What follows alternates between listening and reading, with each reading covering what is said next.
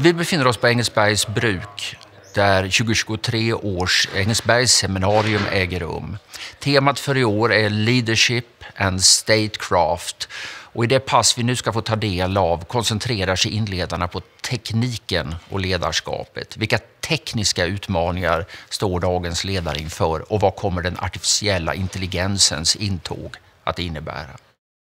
Introducing Katja Hoyer, where East Germany illustrates they knew what they wanted to do, but they didn't know how to do it in technology. Yeah, that's very well put. I don't need to say anymore.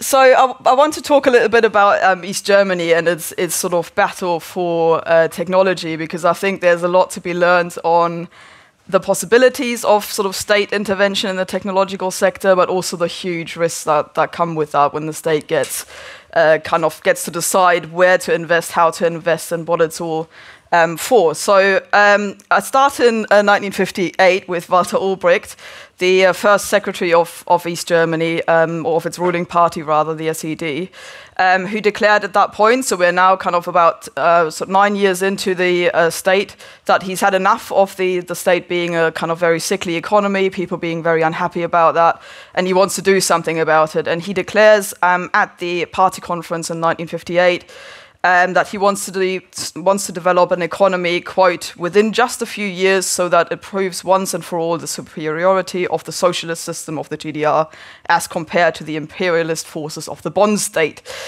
So there is, as ever in East Germany, this attempt to look westwards because its people do, and the regime is very conscious of that.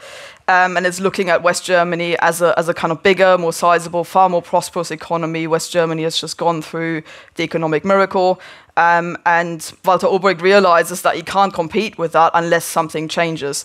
And so they come up with this early mantra of the GDR, which is overtaking without catching up. So the idea that they will once overtake, create a better economy without doing the same thing, without following a kind of path of what they saw as kind of hollow consumerism. So they needed to create a better economy rather than a bigger one. Now, even Walter Ulbricht realized that is quite a steep hill to climb. The GDR economy, even by its own measurements, lagged around 30% behind the West German economy at that point. And it had all sorts of problems, fewer resources, for example. It was carrying the vast majority of the reparations load because the Soviet Union actually decided to take reparations from its side, whilst in the West there was kind of the opposite going on with Marshall Aid and an attempt to rebuild.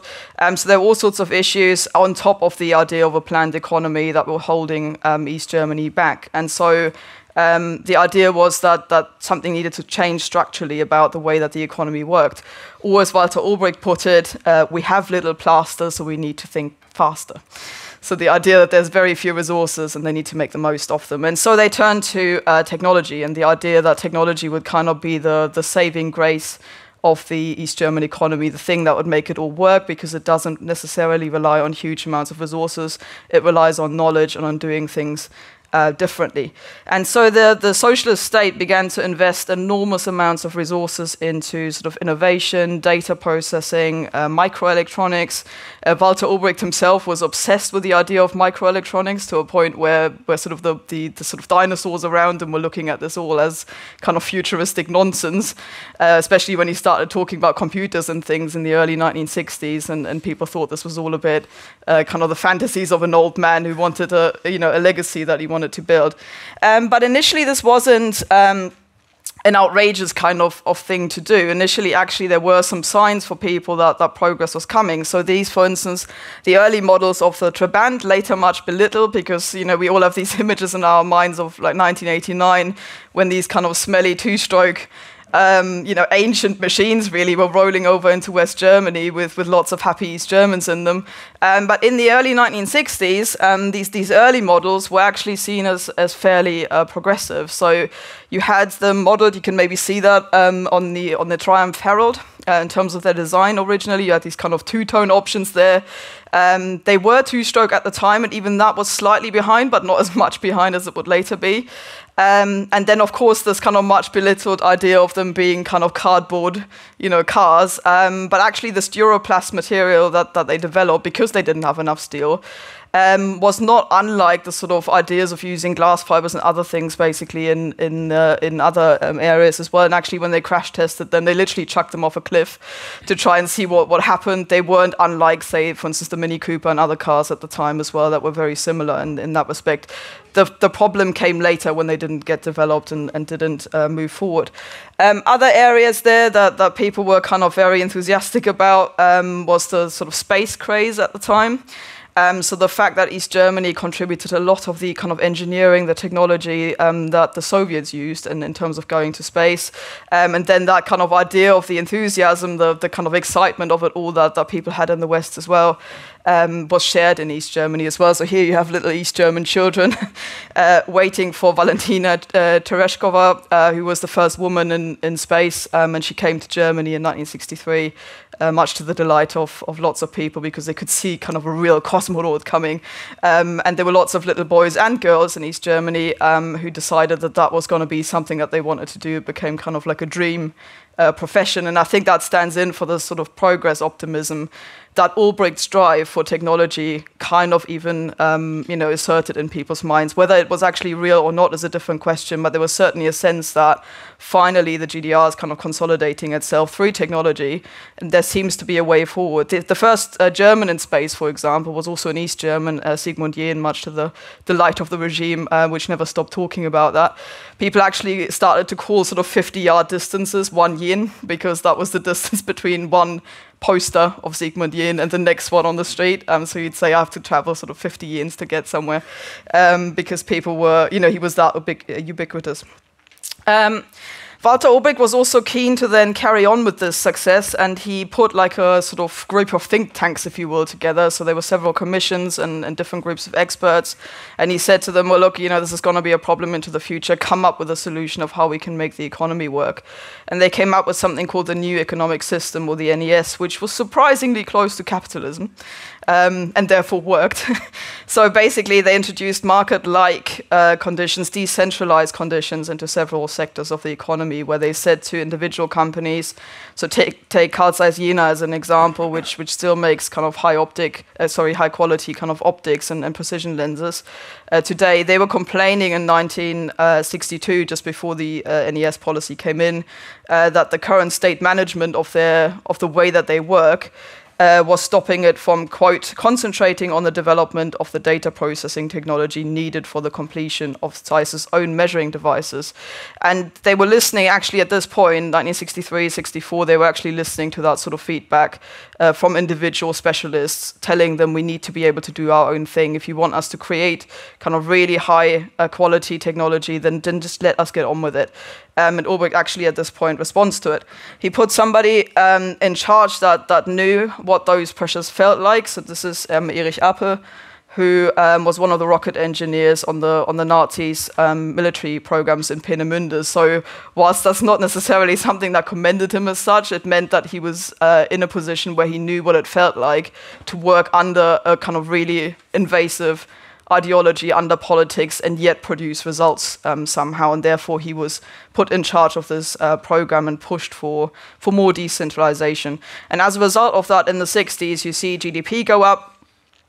Even the West German Cologne Center of Historical Social Science reckoned that the GDR was catching up, and it reckoned that in the first few years of the 1960s it was catching up 5% of that 30% gap.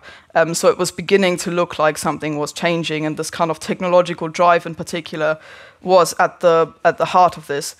However, the problem is, of course, that they're operating in a really rigid socialist system of control, and so any innovative kind of zeal is always dependent on political whim of the day. So effectively, when you look at Walter Ulbricht at that point, he's getting very old. So here he is in 1971. He's in his late 70s at that point. He would die 2 years after this, and at this point, he's still kind of rambling on about processors and microelectronics, and people just look at him as if he was kind of getting a bit senile, getting a bit kind of worried about his legacy, and the people around him think it's all nonsense. Let's concentrate on a sort of heavy industry and go back to the sort of workers type state that they'd envisioned. None of this kind of fancy electrical stuff. The other problem was that the Soviet Union was increasingly skeptical about involving East Germany in any of its kind of more sensitive technological developments, and so whenever Ulbricht went to them and said, "Look, we want to do this microelectronics program. Can you share your stuff with us?" They said no, and so effectively Walter Ulbricht went, "Fine, then we'll do our own thing." And his relationship with the Soviet Union began to break, and that was one of the many reasons why he had to go in 1971. And his successor, Erich Honecker, basically had to prove to the Soviet Union that he'd do things differently, and kind of went back to a more traditional sort of industry-style economy in the early 1970s. Günther Mittag, who is one of the key kind of economics people in the GDR, complained years later, we don't really know what he thought at the time, but he complained years later that if Honecker labored under the illusion that he could kind of progress the GDR's economy and its technology sector together with the Soviet Union, he said that was an illusion, basically, that it was possible for the GDR to do that, to move on with the Soviet Union. Honecker began to realize that as well throughout the 1970s, and he began to look for other partners to actually start this technological drive up again. And unsurprisingly, he came up with Japan as a possible partner, because there was nobody else within the Soviet sphere, basically, that was as advanced as the GDR, and Japan seemed a good bridge between the sort of culture of commonality, of group thinking, but at the same time having a highly developed technological sector at this point with Sony, Toshiba, and so on and so forth. And they'd already worked together in the 70s. The main thing that he wanted out of this was kind of radios, consumer technology, cassette recorders, the Walkman eventually, because people were obsessed with this in the West as much as in the East. And he was kind of traveling to Japan on a full state visit in 1981 to try and work out how the Japanese did all of that, and how they can maybe import some of that into the UK. And so the idea was to build up a kind of GDR internal technological sector that would come up with this sort of stuff. And on that state visit in 1981, they came up with a trades package, so between the GDR and Japan, to the tune of $440 million US. And that meant that the stuff could actually develop more quickly in the GDR. So, for example, in 1980, they already had 105 television sets per 100 households, so pretty much everybody had one, which was a huge issue earlier. And then they were building up things like factories for affordable cassette recorders, for example. That took quite a while, because they were trying once again to do a GDR internally. And so they went to different state-run companies and said to them, you need to make sure that you develop us a kind of nice, affordable technology. But that wasn't something that they could inherently do, because they'd been told for 10 years previously to kind of, put stuff out there that was relevant for other industries. So they had no expertise in this sort of field. And the guy who was put in charge of this, Karl Nendl, he was the state secretary for the Ministry for Electrical Engineering and Electronics, went to the director of one of these companies and completely vented his frustration with the lack of process. He shouted at him in his face, "You must understand that it is politically necessary to finally have our own cassette recorders." And it was a ridiculous thing in hindsight. He put up so much pressure onto this poor guy that he clutched his chest and collapsed with a heart attack. And he was brought into hospital. And then when Nendl wrote down his memoirs in the late 1990s, he said, "Oh, maybe I overdid it a little bit," but then finished the same sentence with, "But it was politically necessary that we had our own cassette recorders." And I thought that was just brilliant. They really haven't stopped thinking that way, those of them that are still around. And that, I think, is the crux of it. You've got something like cassette recorders, TVs, kind of consumer technology, that should be in the hands of people who think, how do I design this? How do I make this so that it appeals to a mass audience? And yet they see it as something that is politically necessary, and that's why the money is invested in that. And that's kind of where this stuff all went wrong. So going into this political kind of end of it, because it is so political, the development of technology, a lot of the funding actually went to the Stasi. which was led by Erich Mielke, who had been trained as a terrorist in Moscow in the 1930s and then went on to fight in the Spanish Civil War as a terrorist. So people like that are now in charge of what technology gets developed and how. And so it's maybe not surprising that they saw it as a kind of question of survival of the state. That's where most of the funding should go. So they came up with pretty ridiculous things, like sort of, all sorts of spy cameras that they developed, which were kind of, this is the sort of stuff that Carl Zeiss is being put used to, in terms of you've got this really specialized high optic or kind of, company, and it's now being told, make us little spy cameras that fit into somebody's suit pocket, or even things like, lipsticks that were converted into little cameras so that the secretary could sort of sit there, and it was triggered by actually opening the lipsticks kind of lit up, then the camera would turn on, and she could then film sort of documents and things like that. And that's where most of the money, most of the attention went to, when it could have gone into developing a genuinely working kind of technological sector, if you will. Instead, you had these kind of really high-tech stuff basically within the Stasi. So this is called the OTS, the Operative Technological Sector, where they basically put systems in place so that they could tune into 4,000 telephone conversations at the same time. These were then all recorded on little cassette tapes, of which there weren't enough for the ordinary population to record music and listen to at the same time because of that. They even did this to their own staff, so you ended up basically with the Stasi itself, monitoring the Stasi itself, kind of doing the same thing. So this man there sitting there would himself be, sort of listened to and spied upon. So the point of all of this is that I think the fact that the GDR managed so much more than a lot of the other states that didn't believe in technology shows that state intervention in the sector can actually achieve a lot. The huge pitfall is that the focus is always on something very purposefully political, very kind of designed to benefit the state rather than the population as a whole. And so I think there's a lot to be learned about the sort of focus of the state or state involvement in technology, be that the good, the bad, or the ugly. Thank you. First, where do I find the Deutsche Spionage Museum?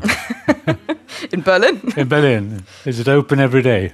I don't know, to be honest. But the lipstick, for example, is there. Your wonderful story is an illustration of statecraft, because sort of you can say the what was right, the idea was right, the start was promising, and they even tried to solve the how by introducing this NES, and suddenly it failed. Why did this promising statecraft project fail? I think ultimately because the purpose was so political. So you had somebody like Ulbricht who I think genuinely at various points had the interest of his population at heart. I think he was a genuine idealist in some respects. The problem was that both he and Mielke came out of a field that's very dominated by the Second World War, which they'd spent in the Soviet Union under the kind of Stalinist purges. Both of them just about survived that. So 9 people of the Politburo within East Germany, the Communist Party's Politburo, went to the Soviet Union during the 1930s and 1940s. Only 2 of them were still alive at the end of the war because they'd fallen victim to Stalin's paranoia. And that's not a coincidence. They come out of that sort of environment, and now give them something like new technology, and they'll instantly think, okay, how can we use this to control, to coerce, to protect ourselves, to make sure that we stay in power. And I think that's the problem. Basically, you start off with a good intention, and then very quickly the old habits kind of keep creeping back in. Thank you for this instructive story. Thank you, Katja. Thank you. We continue on the theme technology with Kenneth Payne. AI goes to war. Thank you. That the spy camera was not subtle, was it? Behind a huge lump of metal on your chest with a small button in front. So this is a quote from the great man in honour of the great man's great biographer, who's talking later this morning. Man is the greatest computer of them all, whose judgment, nerve, and ability to learn from experience make him unique. Is that true now? Yes, I think it's true now. It certainly was then. I think it will be true for some period of time to come. But I want to raise a very small but over the next 15 minutes or so. This is not a talk about widgets or uncrewed aircraft, drones, killer robots, that kind of thing. It's a talk about the extent to which AI can make a contribution to strategy. And on the theme of 80s kitsch, I don't know if you remember this movie, War Games from the early 80s. I think it's 40 years old this year. I remember watching it in black and white on our TV, because that's what we had. My parents were holdouts against technology, so we had a black and white TV in the mid-80s. And in War Game, a supercomputer is prompted by a hacker into, a teenage hacker, into starting or trying to start thermonuclear war. It turns out it was a little bit of a stretch of reality, but the Soviets did have a rather large computer that they were feeding information into, informing Yuri Andropov about the threats from the West. So it wasn't a million miles from the truth, but the movie version, the supercomputer, is artificially intelligent and has its own ideas about how to run the war. But it learns happily from the game of tic-tac-toe that there are no winners in thermonuclear war, and so it aborts its attempt to start thermonuclear war at the last possible moment. Inspired by the movie, I raced upstairs. We just got our first computer, my first computer, an Atari 800 for the dweebs in the room. It was connected to nothing, but I was convinced I was going to hack the Pentagon, and I wasted untold hours trying to talk to somebody, anybody. It wasn't happening. So how far away are we from that sort of Hollywood scenario? Well, happily, we're quite a long way away from it. But as I say, I want to just talk a little bit about the but. This is a quote from Karl von Clausewitz. Can't talk about strategy and war without dropping the great man in it. And I really like this quote as a good upsum of intelligence in the round. Animal intelligence, human intelligence, and machine intelligence. What's it all about? It's about taking action, that's why we have brains, but action on the basis of juggling probabilities and possibilities. And both humans and machines are engaged in that kind of activity. They go about it in very different ways for the moment. What's the big difference? Well, there are many differences, but the big difference I want to talk about is this one. It's the business of mind reading, of trying to get inside somebody else's head. And we heard about that before the coffee break as the essence of deterrence theory, trying to figure out what the other person wants. This is the other name you have to drop in every strategy lecture. This is, of course, Sun Tzu. Know the enemy, know yourself, and you need not fear the result of battle. That's a pithy summation of the idea that you need to figure out what other people are thinking in order to work out what you yourself should do. And also, nice twist, emotional intelligence, you have to try and figure out what yourself, you yourself are thinking, what you yourself want to achieve. And we've evolved a particular type of intelligence to do that, an intensely social type of intelligence that's constantly going, I know that you know, I know that you know. These are the Dani people of Papua New Guinea from the 1963 documentary Dead Birds by Robert Gardner. It's an astonishing movie, and you can see pitched battle between these hunter-gatherer people who haven't had much interaction with the West. And I and other scholars, Richard Wrangham at Harvard probably most prominently, have posited that war, conflict, plays a large part in shaping this sort of social intelligence, the need to coordinate with others in this dangerous environment. There was enough threat around in human prehistory to make it worthwhile to gauge what's going on in other people's minds and how far you can trust them. That's not the only reason why you might want that social intelligence. So Sarah Blaffer-Hardy says, for all the parents in the room, the biggest selection pressure was trying to figure out what your child wants, and also trying to figure out who you could trust to look after your child. It takes a village. So there are multiple rationales for developing this sort of social intelligence, but one of them is strategic, trying to figure out what to do in conflict. Well, machines don't do that. You'll know what's going on here, I'm sure. This is AlphaGo beating the world Go champion Lee Sedol as far back ago in ancient history in AI terms as 2016, so 7 years old. And if you haven't watched it, the documentary AlphaGo is a brilliant, very dramatic retelling of that story. AlphaGo was not engaged in mind reading. It was doing a very sophisticated job of number crunching and learning from patterns, learning from games it had played before. But this is interesting. The referee of that match, the first person to be beaten by AlphaGo in the warm-up, the European Go champion, himself no mean player, said this. There's a moment in the film, by the way, the first time that AlphaGo crushes Lee Sedol, who retired soon after this contest. Lee Sedol's eyes flick up to the chap sat opposite him across the other side of the board, just as you would do against a human adversary. I know that you know, what are you thinking? The guy on the other side of the board is just there, he's an employee of DeepMind, he's just there to move the pieces. He's like, it's not me. And Fan Hui, the referee, said this in the documentary: with human players, you exchange feelings. It's a dance of minds. But with AlphaGo, you feel nothing.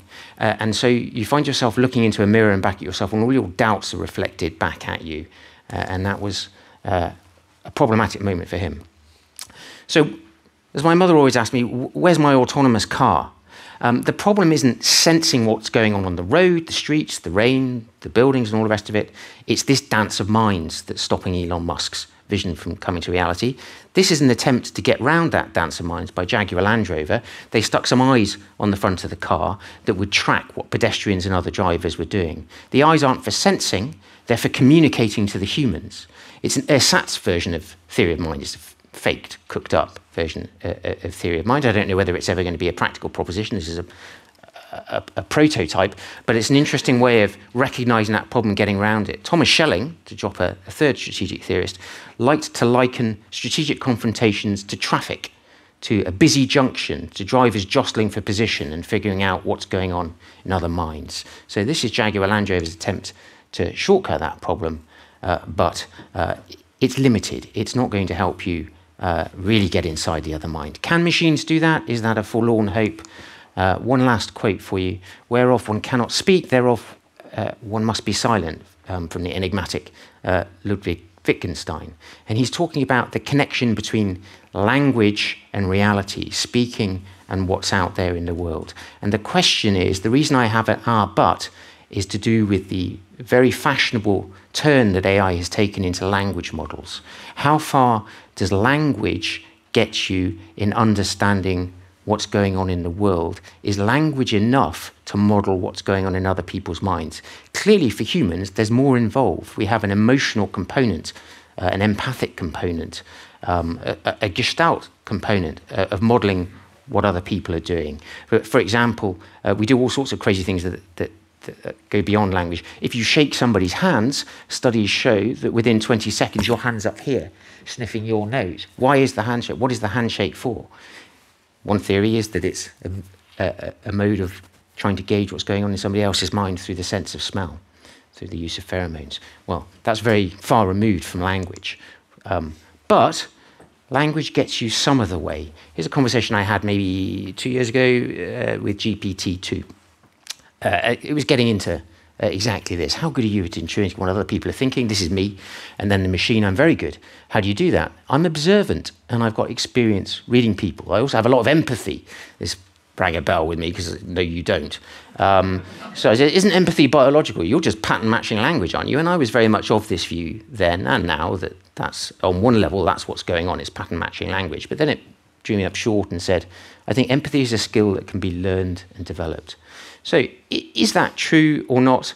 Is there an emergent phenomenon that comes from scaling these neural networks that produces a different quality of cognitive activity than you would get from just pattern matching words? Well, recently some papers have started to emerge. People are doing psychological experiments with language models to try and answer this question. It's one of the most interesting aspects of AI research at the moment.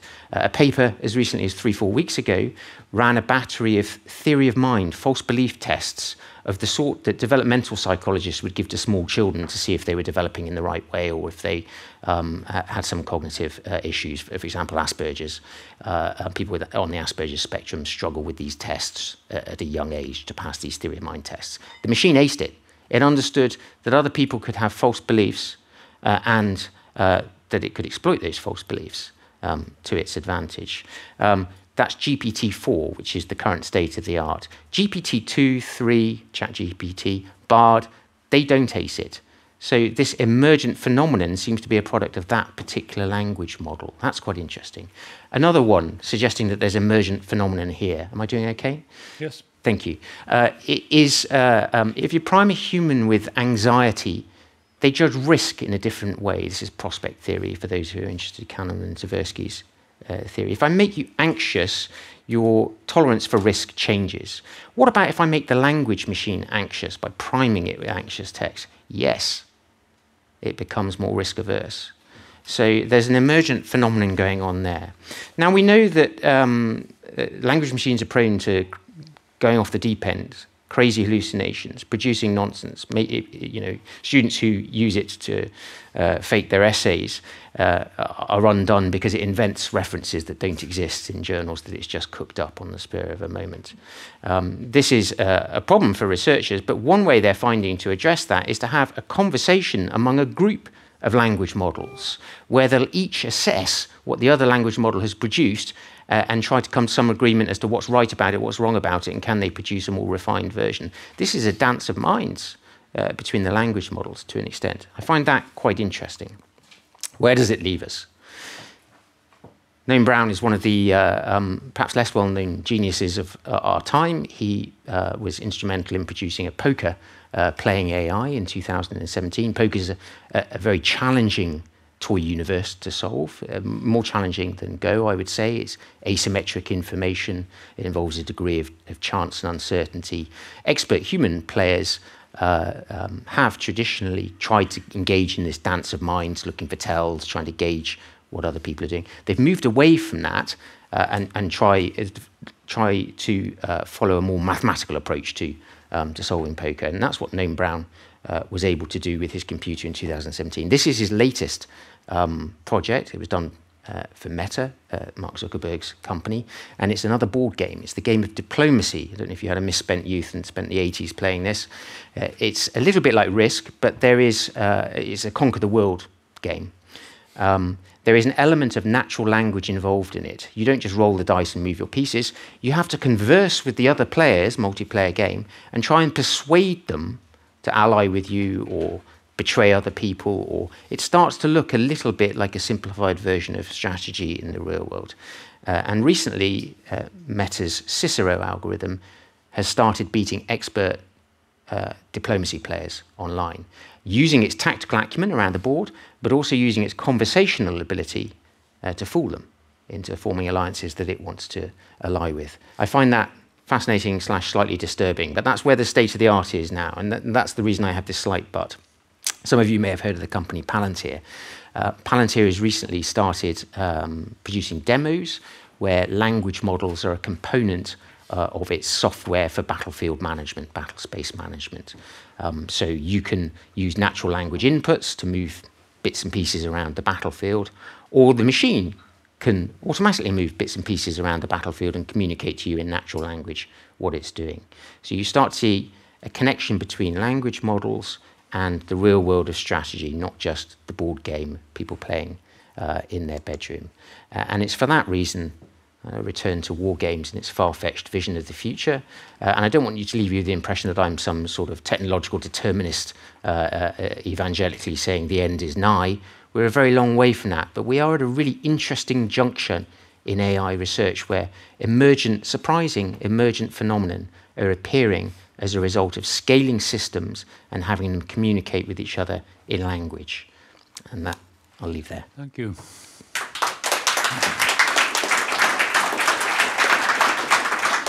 Thank you, Kenneth. Today we have artificial intelligence as a kind of tool. It does what we tell them, but quite soon we will have artificial super intelligence, and will we end up, human beings, being the tool of artificial intelligence because the systems are more clever than we are? Impossible to answer. I don't know, I know. And I'm going to be wrong about it, but it is the question of the day, isn't Yes. it? And it's the one that's getting a lot of attention in the media in the last couple of weeks. Congressional testimony by the guy who runs OpenAI. He's been in Downing Street addressing exactly this sorts of questions. We don't know. All I would say is we have a tendency to anthropomorphize the issue, to assume that to judge the intelligence that is emerging along human lines. And in many respects, it's going to be very different. So people say, is it going to be super intelligent? Mm-hmm. Artificial intelligence already is super intelligent by the human yardstick in many dimensions, and super dumb in other dimensions. So in all the spaces of possible intelligence, we occupy a very small space. And I would say that whatever does emerge will look very different to us. In terms of putting us in a zoo and ending human civilization or not, I really don't know. My own suspicion, and maybe it's confirmation bias on behalf of humanity, is why would it want to? It's not part of the game of natural selection in the way that we are. Thank you very much. Cheers.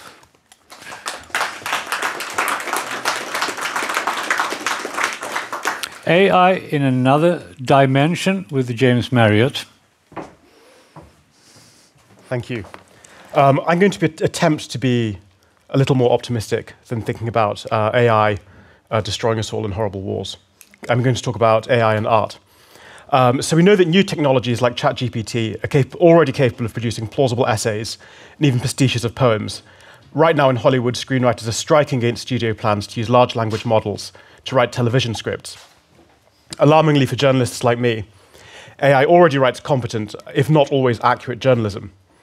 And I've been reading, one never knows quite how accurate these things are, but online, some AI scientists are predicting the machine will write a best-selling novel within decades, or some people are saying years. I think if art and literature matters to you, this is an incredibly bleak thought. And it's sort of produced in me a genuine existential crisis. I have been sort of staying awake, thinking, if a machine is capable of producing a novel, that feels like quite a sort of profound assault on human meaning. But after my long crisis, I've sort of produced reasons for optimism, cautiously so. But I think it's interesting. I wanted to start with a passage from one of my favourite poems, Matthew Arnold's Dover Beach. I particularly love the final lines. Arnold writes, "Our love, let us be true to one another.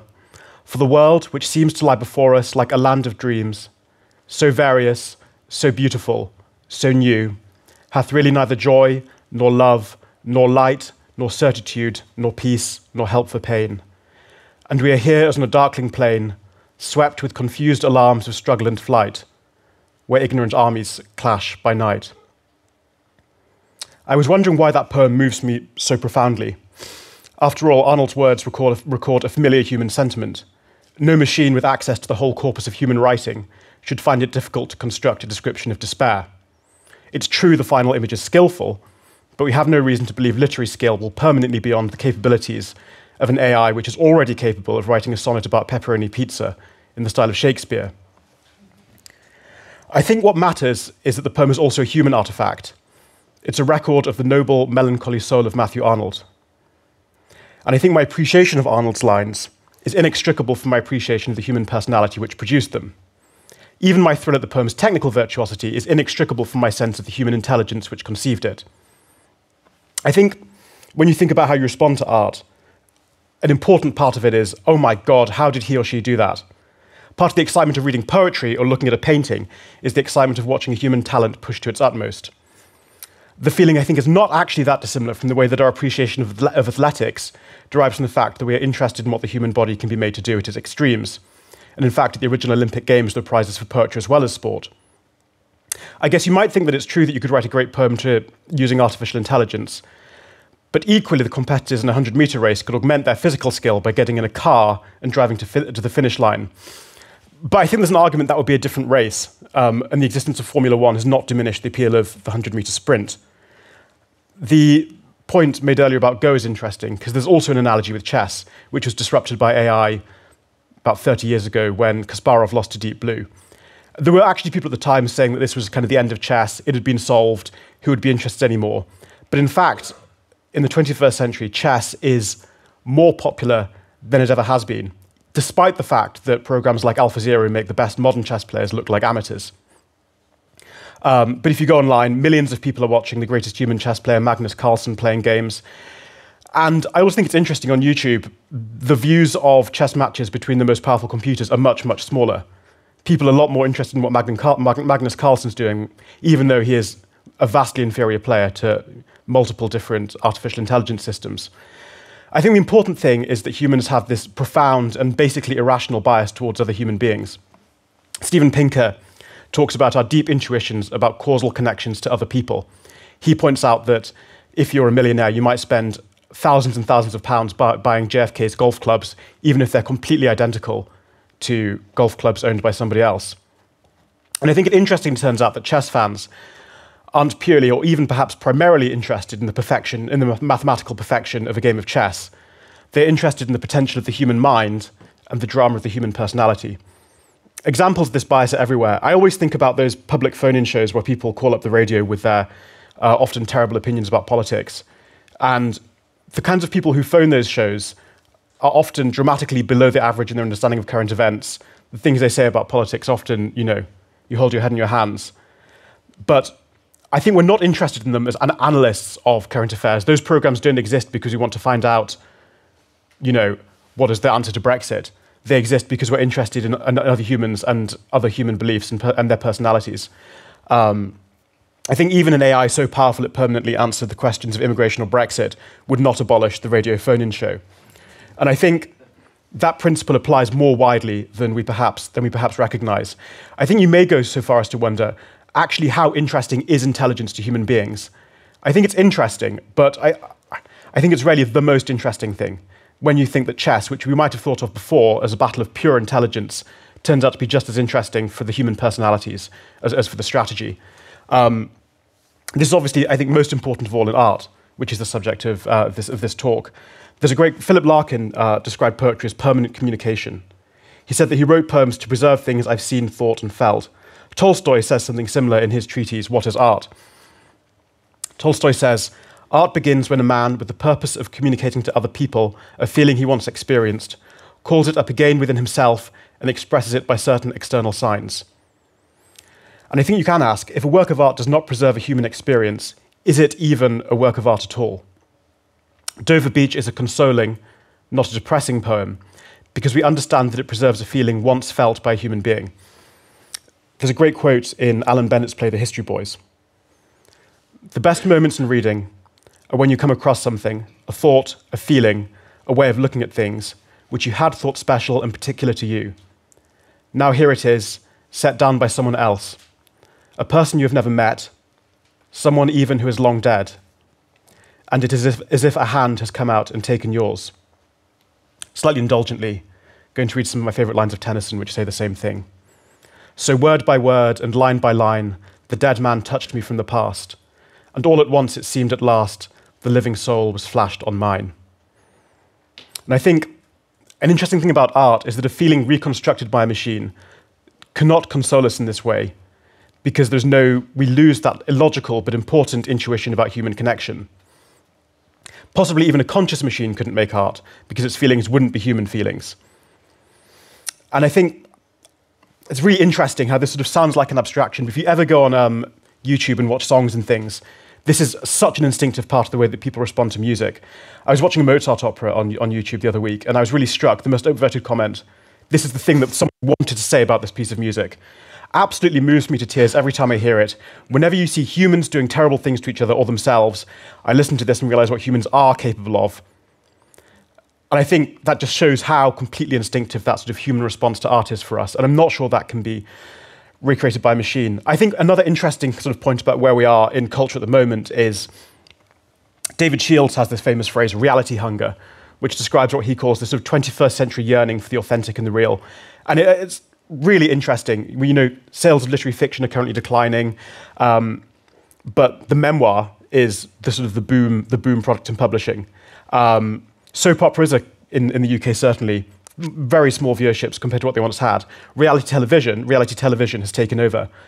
And that's even though, a reality TV program in lots of ways has a more boring, less interesting plot than a soap opera. It's just people often in Big Brother sitting around in a house, whereas in EastEnders, they're having affairs, stabbing each other, getting married, getting divorced all the time. But it's that sort of reality, it's that factor of the fact it's happening to actual real human beings that makes that sort of exponentially more interesting.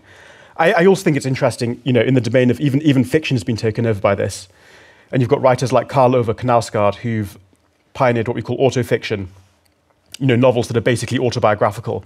And those Knausgaard books are full of long passages about him standing in his kitchen, making a cup of instant coffee, which sort of derives its fascination from the fact that we have this sort of powerful, illogical intuition that this actually happened, and it automatically becomes more interesting.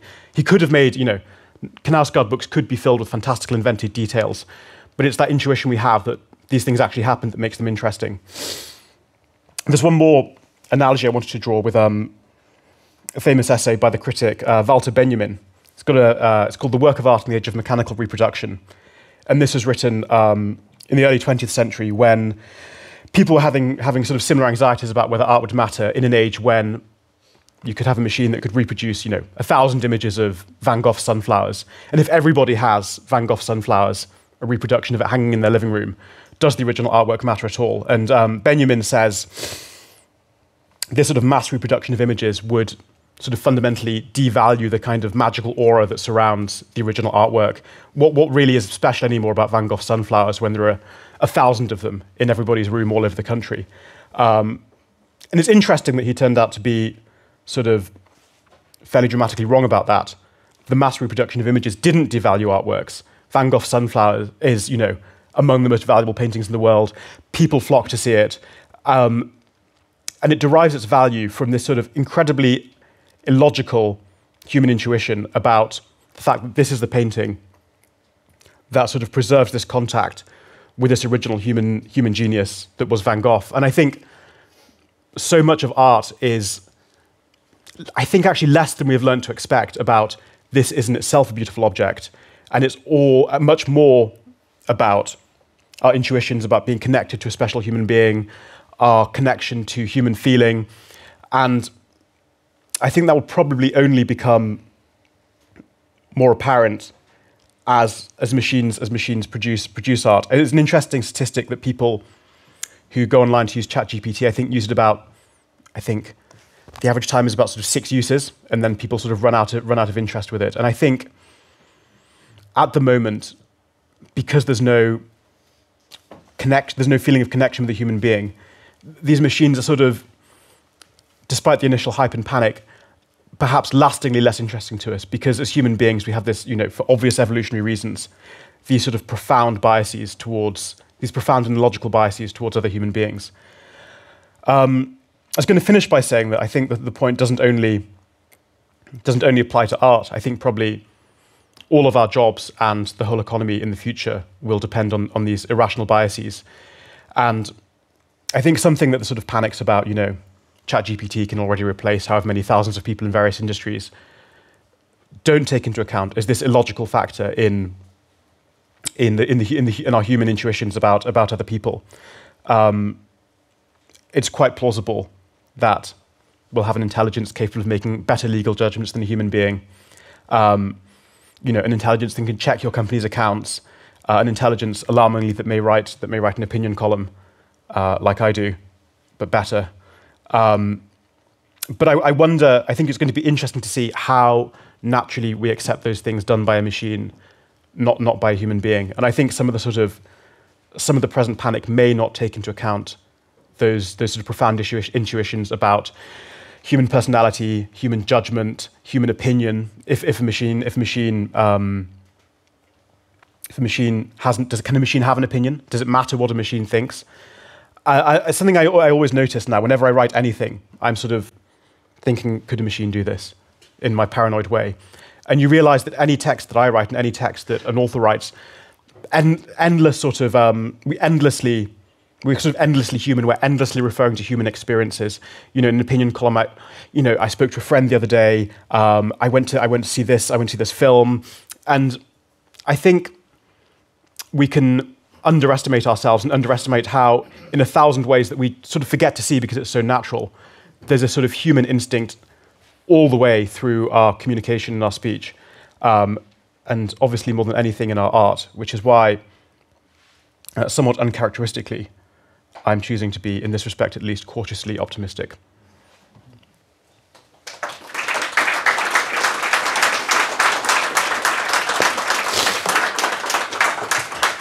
Thank you, James. Thank you.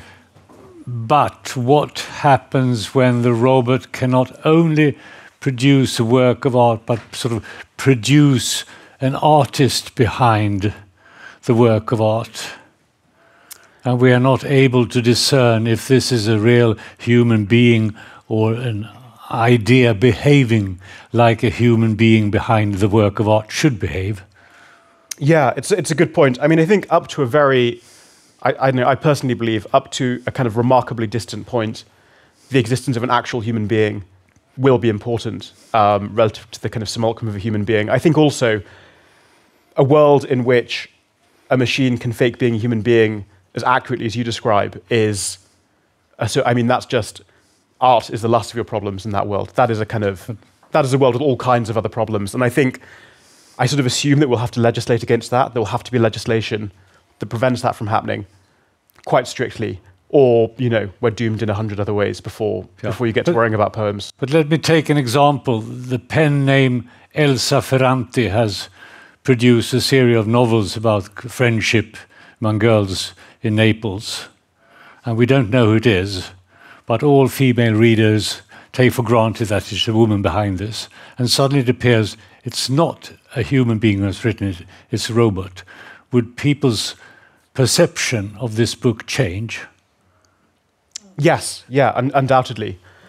But again, I sort of come back to my previous point. I don't know. I sincerely hope. I think if we live in a world where a robot can produce long text like that, pretending to be a human being, you know, Elena Ferrante is not going to be the number one problem. No. I sort of assume that we're going to have to not allow that to happen. I mean, of course, I don't know. I think you could also say if you wanted a robot to produce a novel quite as good as Elena Ferrante, you know, there's novels which are so founded on personal observations and experience of Naples that are probably not recorded anywhere on the internet, but can only be, you know, found out by someone who's lived that particular childhood and spent, you know, childhood in Naples noticing things. It would take quite an advanced sort of, I think, computer system to really begin to reproduce a novel that is 100% as good as Elena Ferrante, would be my optimistic assessment. But thank you for your optimism. Thank you.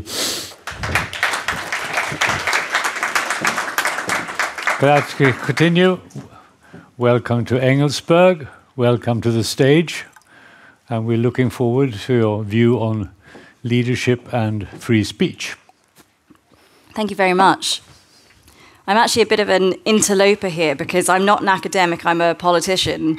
But it's been really interesting to hear so many intelligent people talk about statecraft and leadership, and it does make me reflect, actually, maybe we should be mixing more than we are at the moment. So I'm very glad to be here, and thank you very much to the Foundation for having me.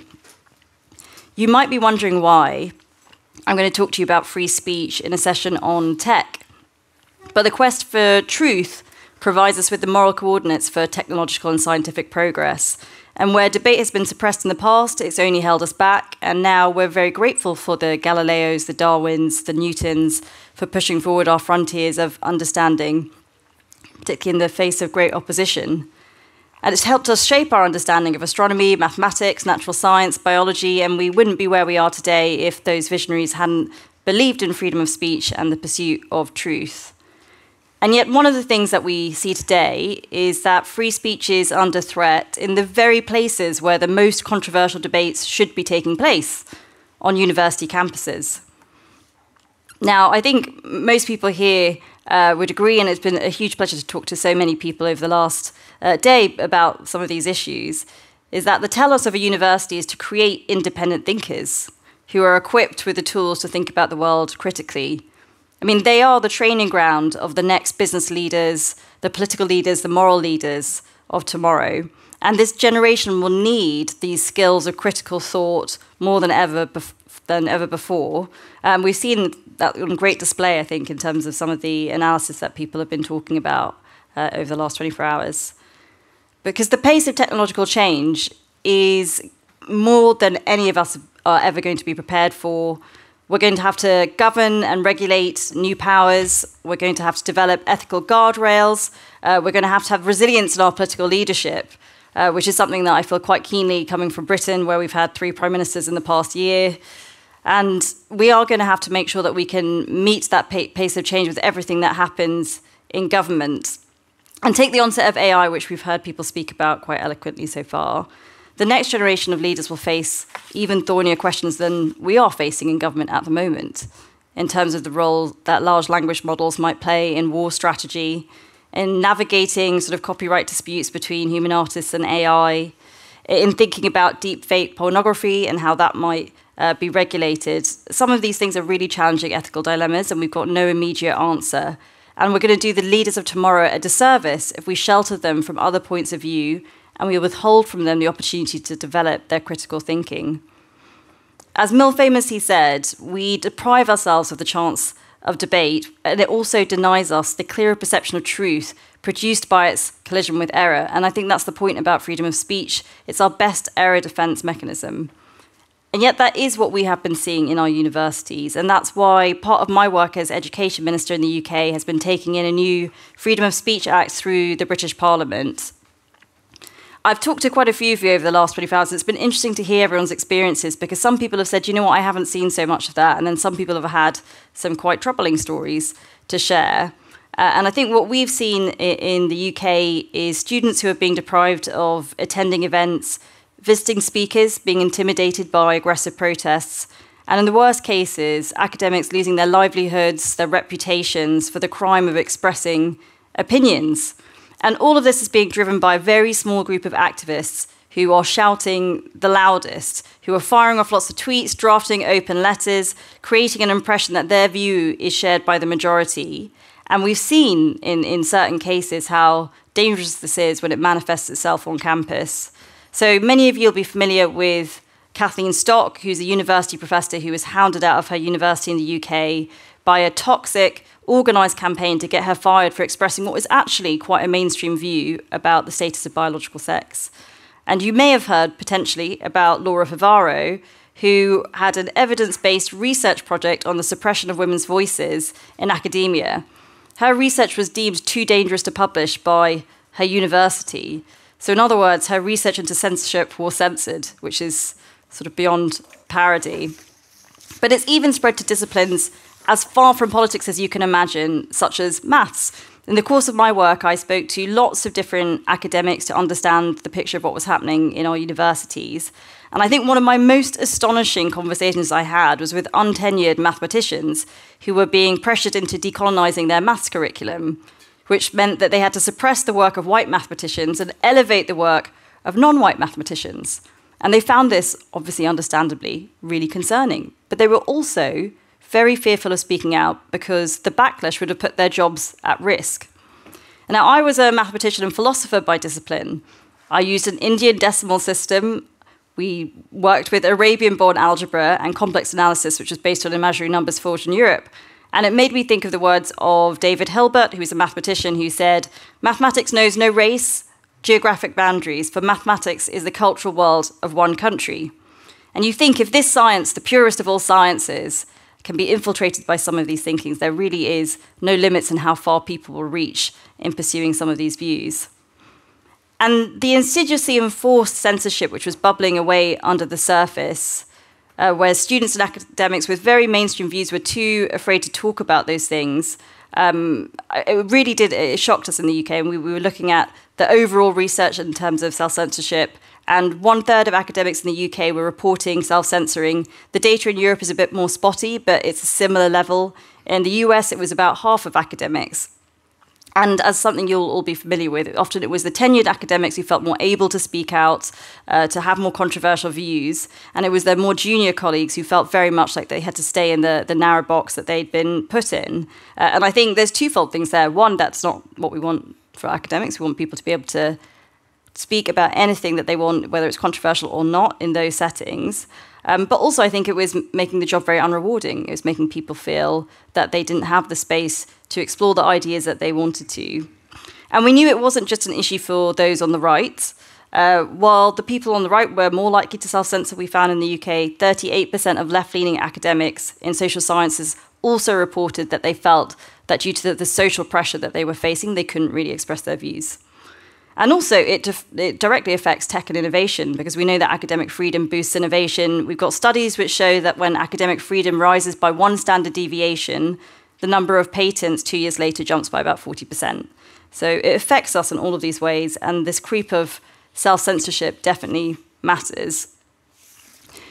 I mean, one of the big arguments that we've seen happen in the UK is about women's rights, which obviously has a huge impact. But there was another one which I think we really saw this conformity and consensus inhibit the debate, which was ending COVID lockdowns. And that was something I personally felt as a junior politician at the time, who was very sceptical and was speaking against further lockdowns in the UK against government. But the social media-led culture of conformity that had been created made it much harder for people to voice these genuine concerns about major issues that were affecting the country. So we chose to take action because we wanted to end, or at least try and put a marker in the sand to this culture of intimidation, which was like an intellectual sedative that's being injected into the university experience. But first I want to sort of talk a bit about why that culture has developed. Because as technology has grown more powerful, it's grown the need for free speech, and we're going to be able to need these skills more than ever, but also it's caused part of the problem. And I think, as I was discussing with people yesterday, a big part of what's happened is the rise of social media and the pressure that it's put on people, because social media has opened up connections between individuals on a scale like we've never seen before. In some ways, you could argue that speech has never been so free, but then in breaking down those barriers of communication, it's also encouraged us to lock ourselves away in our echo chambers, surrounded by tribes of people who think just like us. And it's become a vicious cycle. So the more and more you use the media, the more its algorithms will feed you what you want to see from who you like to see, and you get hooked on this drip, this dopamine drip of hits of people agreeing with you all the time. And I think often about how we used to get to know each other in the past. It was through congregations, it was through churches, it was through community groups, it's the bastion of British culture, the village pub, and you would naturally collide with people with different viewpoints. You would have the rich, the poor, the old, the young, the conservative, the liberal, and you would have that natural collision of people together. Whereas now, if you're an enthusiastic flat earther with a foot fetish, you can go and find your tribe, and they will agree with you, and they will never challenge you, and they will constantly reaffirm your own virtue. What's nice like? And it's like so much of the modern world, that convenience, you can think of sort of ultra-processed food, all these things, that convenience, that comfortability is outweighing some of these really important skills and values. And the more niche your tribe is, the more fervent it is. And the more fervent it is, the more it believes that anyone who dissents with you needs to be silenced. And they use this language of trauma and violence to back up this justification for what is quite severe oppression of opinions. But I don't think a tolerant society is one where everyone fits this narrow, preconceived idea of moral virtue, where only people with very certain points of views are allowed to speak their mind, but one which allows us to understand the people that we disagree with, and where a minority view has a place in the debate, something I know that you'll all feel quite keenly. And I think critically, our next generation of leaders, the students who many of you will be teaching at the moment, they're going to have to ride the technological wave of a lifetime. And we're going to set them up to fail if they think that they can go through life shouting people down if they think differently to them. And so that's why we legislated. What we were trying to do is defend and promote academic freedom. And so we created a Freedom of Speech Act. I can see Munira in the audience, who is one of the key people who did that in the UK as well. And it will hold universities accountable for the state of free speech on their campuses. It protects academic staff, students, and visiting speakers who want to advocate different points of views. We've created an Office of Students with a new Director of Freedom of Speech and Academic Freedom who will champion the need, he'll promote it. I think that was something which was very important to me because I didn't want it to come from a political place. I wanted someone who was politically removed, who's defended views on the left and the right, so that they can talk about it and persuade people of all different positions. We have a brilliant guy called Dr. Arif Ahmed, some of you may know, who's going to take on that position we announced a few weeks ago. But we're also working across universities to ensure that they are teaching students in the beginning stages of their university careers about the importance of freedom of speech, We'll take action on providers who are breaching their duties to uphold freedom of speech. There will now be repercussions. You will have a complaint system which is free to use for academics, so there shouldn't be a financial barrier to them accessing it. And you will also be able to go to court if you need to seek redress. The other thing that we should do is help with visiting speakers. We've seen a small stream of people being cancelled in terms of going to speak, and you'll be able to apply for an injunction if you think your event should go ahead but is at threat of being shut down. So at every stage of the process, we have been thinking about academic freedom and keeping that at the forefront of our minds. Now, I'm not simple enough to believe that an act by itself will change things. I don't think culture is ever completely changed by legislation alone, but we are trying to create that step change. And we've already seen it work in part, actually. So we've seen an emboldened approach from some of our university leaders who are starting to fight back. And I think we've given them some cover and some framework to do that. And I'm delighted that Kathleen Stock, she was meant to be speaking at Oxford University a couple of weeks ago. And despite the attempts of some people to shut it down, she did in fact speak to curious and respectful students. And she was backed by strong action from the Vice-Chancellor, who put forward the viewpoint, which I completely agree with, that's very important for people to listen to her, but it's also really important that people could protest outside. And I'll end on this note, because I had the privilege of my own university years of being taught by the late, great Sir Roger Scruton, who was one of those philosophers that forced us to think. And he said, free speech is not the cause of the tensions growing around us, it's the only possible solution to them. And so as we head into our new century of technology, I hope that we can take this cherished Enlightenment value with us. Thank you. Thank you.